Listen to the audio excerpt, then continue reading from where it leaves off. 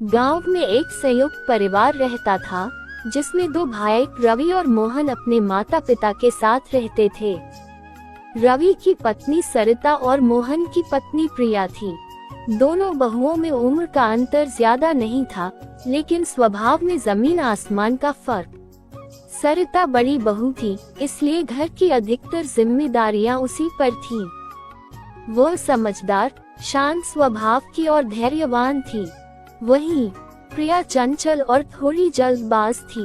उसे हर काम में जल्दीबाजी रहती थी और अक्सर सोच समझकर फैसले नहीं लेती थी। सरिता सुबह जल्दी उठकर सारा काम संभालती, सास ससुर का ध्यान रखती और छोटे बड़े सभी से प्रेम पूर्वक बात करती। वहीं प्रिया सोचती थी कि उसे भी आराम मिलना चाहिए और वह अक्सर काम से बचने के बहाने ढूंढती। धीरे धीरे प्रिया को लगने लगा कि घर में उसकी जरूरत कम है और सिर्फ सरिता को ही हर चीज का महत्व दिया जाता है। उसे लगा कि अगर वह खुद को साबित नहीं करेगी तो उसकी अहमियत कम होती जाएगी। इसलिए वह छोटी छोटी बातों पर बहस करने लगी। एक दिन घर में पूजा का आयोजन हुआ। सरिता ने सबकी पसंद का ध्यान रखते हुए प्रसाद बनाया और घर को अच्छे से सजाया। जब मेहमान आए तो सबने उसकी तारीफ की। ये देखकर प्रिया को जलन हुई।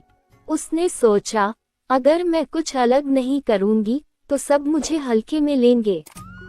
चालाकी का नतीजा, अगले दिन प्रिया ने बिना किसी को बताए अपनी पसंद की एक नई डिश बनाई और सोचा कि वह सबको चौंका देगी। लेकिन उसने जल्दीबाजी में मसालों की मात्रा सही नहीं रखी, जिससे खाने का स्वाद बिगड़ गया। जब परिवार ने खाना खाया तो किसी ने कुछ नहीं कहा, लेकिन उनका चेहरा देखकर वह समझ गई कि उसे अपनी गलती का एहसास हो गया है। सरिता ने उसकी गलती को नजरअंदाज किया और प्यार से कहा, कोई बात नहीं प्रिया, सीखने में समय लगता है। अगली बार मैं तुम्हारी मदद करूंगी और तुम और भी अच्छा बनाओगी। प्रिया को ये सुनकर बहुत शर्मिंदगी महसूस हुई। उसे एहसास हुआ कि उसकी जलन और प्रतिस्पर्धा की भावना ने उसे गलत राह पर धकेल दिया था। परिवर्तन का समय।